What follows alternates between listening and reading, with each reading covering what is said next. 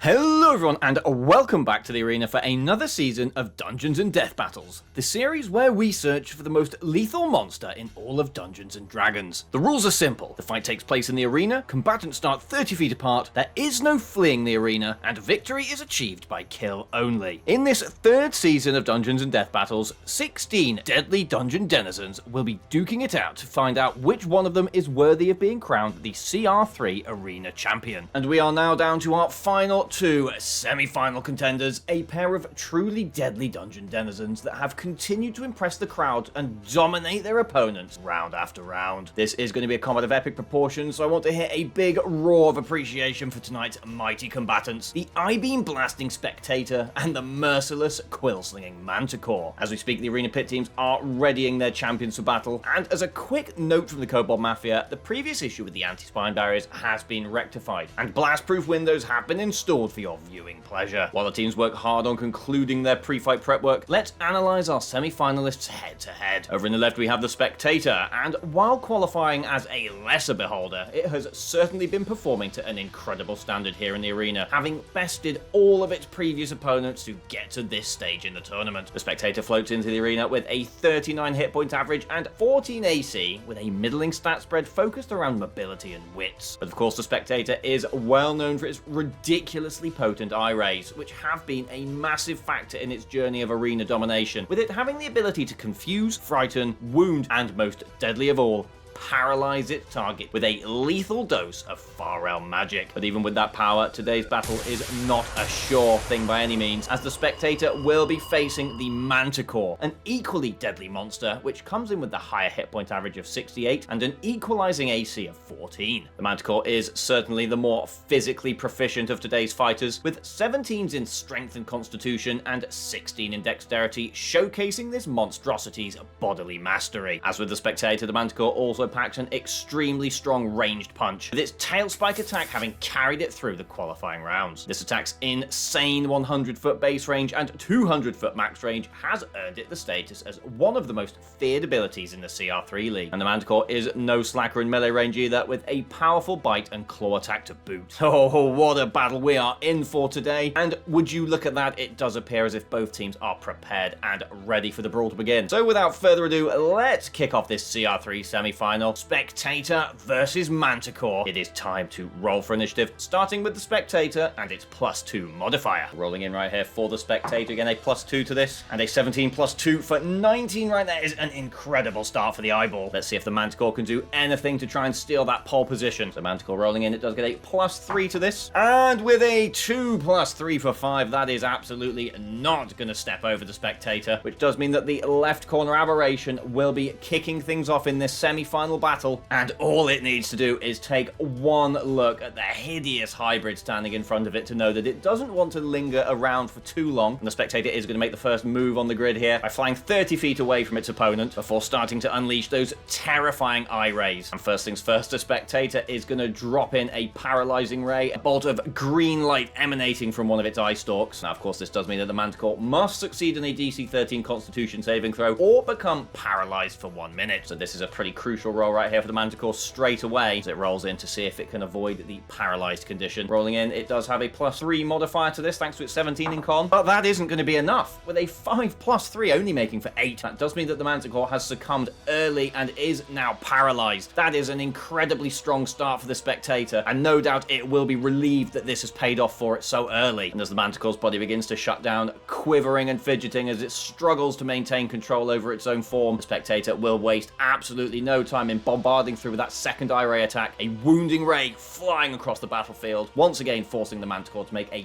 DC 13 Constitution saving throw, to avoid taking 3d10 points of necrotic damage. Of course, if it does save, any damage will be halved. Manticore rolling in again, a DC 13 Constitution saving throw here, and a 15 +3 for 18 is gonna do it, which does mean that it will now be taking half of 3d10 points of necrotic damage. So rolling in right here, Spectator looking to put as much damage on the board as possible, and that is a mighty strong hit indeed. It's a very, very good job for the Manticore that it did save against that, with maximum damage on one dice, plus 8 for 18, and that additional 6 there for 24 points of damage. That does mean that that will be getting halved down to 12, which does mean that the Spectator has just dropped the Manticore from 68 to 56 hit points after that initial bombardment of eye rays. With that crazy first turn for the Spectator, we will now be handing over to the Manticore, which unfortunately, due to the paralyzed condition, will be essentially skipping through to the end of its turn, unable to move, take actions, or do anything. And as we skip through to the end of its turn, it will attempt to break free from the paralyzed condition. So once again, rolling in a DC 13 Constitution saving throw for the Manticore here. It could really do with some luck on this one. And with a 4, it doesn't look like it's got it, with 4 plus 3 for 7 being miles under that DC of 13, which does mean that the Manticore will remain paralyzed in a future round. The Spectator, if it had hands, would absolutely be rubbing them together with glee. And with that, the Manticore's turn does come to a very, very short end as we hand back over to the Spectator, which is going to continue on its journey away from the Manticore, using its 30-foot fly speed to move even further away from its opponent, before once again raining down terror with those eye rays. First and foremost, we are going to drop in a wounding ray once again, see if the Spectator can put some more hurt on the monstrosity in front of it. So rolling in once again, DC 13 Constitution save for the Manticore. And it does appear that it is not having very much luck whatsoever, with an 8 plus 3 only bringing that up to an 11, which does mean once again that the Manticore has failed yet another Constitution saving throw, and it will now be taking the full brunt of 3d10 points of necrotic damage. If the Spectator rolls in like it did last time, this could be getting serious for the Manticore really early in this battle. But there is of course only one way to find out. Spectator rolling in 3d10 points of necrotic damage, and it is still a decent hit, not quite as strong as last time, but decent nonetheless, with 5 plus 9 for 14 points, plus that 3 there for 17 points of damage, of which the Manticore will be taking the full brunt of, as it drops from 56 to 39 hit points. But the Spectator's turn is not quite over yet, as it does still have another eye ray to roll in with. Unfortunately, it is not able to roll in wounding ray twice, so it will be making the most of the situation and will be opting to go for a fear ray this time, which will force the Manticore to roll a DC 13 wisdom saving throw to avoid being frightened for 1 minute. Once again, Manticore rolling in yet another saving throw here. It does have a +1 modifier to this one, and that is a 15 plus 1 for 16, which does mean that it has succeeded against the fear ray at the very least. That would really have been something, as the Spectator just continues to attempt to pile conditions and status effects onto the Manticore. But now with that, that does bring the Spectator's turn to a close. It is now hovering around 85 feet away from the Manticore. But as we know, the Manticore is still very much under the thumb of the paralyzed condition, and we must once again skip forward to the end of its turn, where it will once again attempt to break free from paralysis. Green energy from the Spectator's eye ray just currently pulsing through and around the Manticore's body. Now once again, it will be rolling in a DC 13 Constitution saving throw, plus 3 to this from the Manticore, as it looks to break free from paralysis. And it is just absolutely not having any luck whatsoever, with another 4 on that dice, with the 3 pulling that up to a 7. Once again, just absolutely miles under that required 13. The Manticore is just having 0 luck here on those rolls. And with that, we will be simply passing back over to the Spectator, which you can see a massive grin crossing its grim alien face, as it realizes that its plan is indeed coming together, as it is able to keep its foe under complete lockdown. And once again, the Spectator will start off here by rolling in with another wounding ray. DC 13 Constitution saving throw by the Manticore.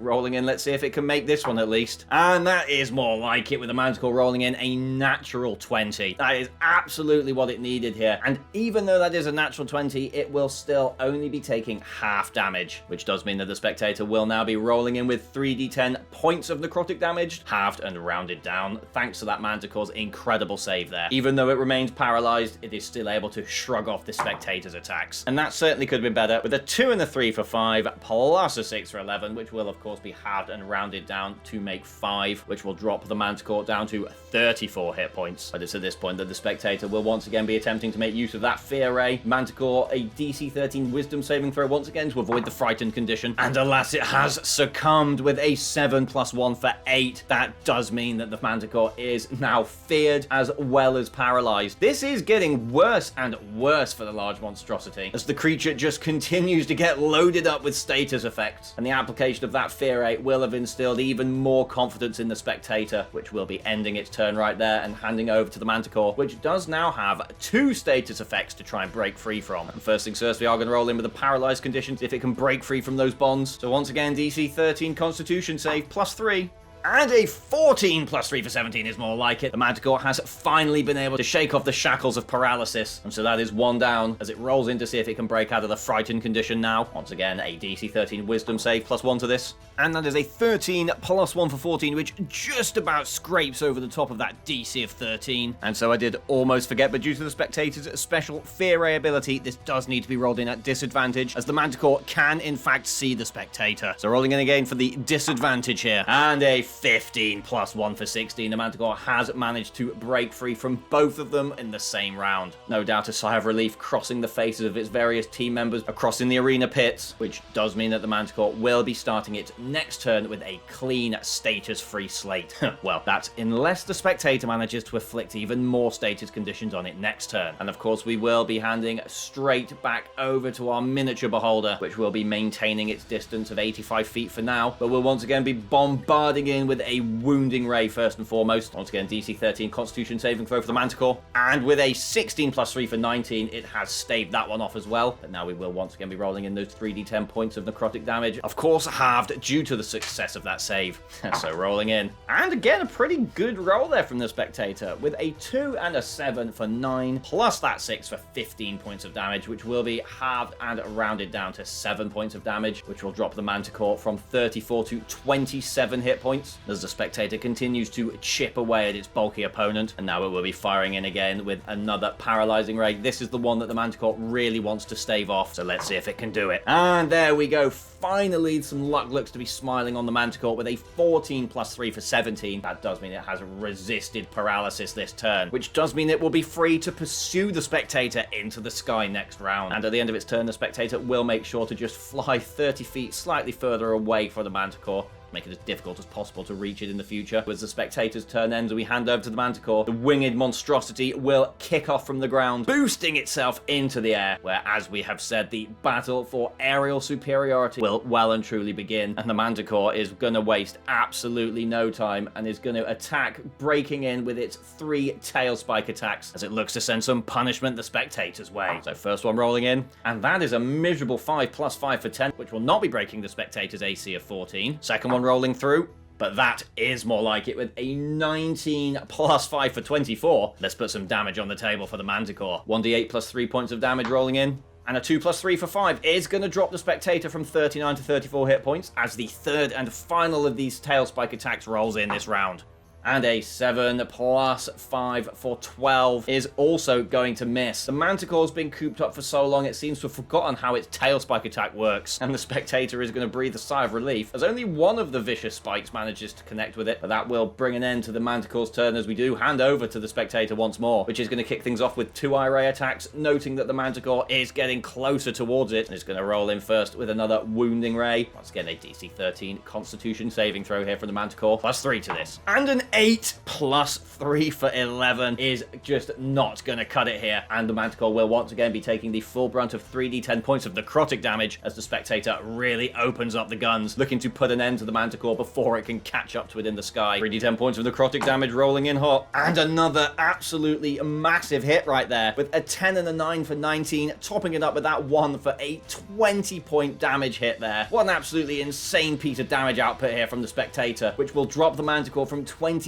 down to just 7 hit points. The Manticore is really looking like it could be in trouble, and that is just as the Spectator begins to roll in with its paralyzing ray as it looks to put a complete dead stop to the Manticore's career. Manticore once again DC 13 Constitution saving throw here to once again avoid the paralyzed condition. And there we have it. A 7 +3 for 10 is once again gonna absolutely fail, and is gonna mean that the Manticore's wings begin to lock up as it flies 50 feet above the battlefield. And because the paralyzed condition is acting instantaneously, it does mean that the Manticore will begin to drop out of the sky and will be taking 5d6 worth of fall damage as it topples back down to earth. The Spectator using its environment to its advantage, utilizing the very arena itself as a source of damage. And with such low hit points, this could be lethal for the Manticore, as we now roll in for 5d6 points worth of falling damage, which is 1d6 for every 10 feet fallen. And because the Manticore Manticore is paralyzed, it will be falling like a complete stone, unable to do anything to reduce the impact from its descent. So rolling in for the arena, 5d6 worth of falling damage. That is a huge hit right there. 2 6s coming together for 12, plus that 4 for 16, plus an additional 2 for 18, and topped up by that 5 right there for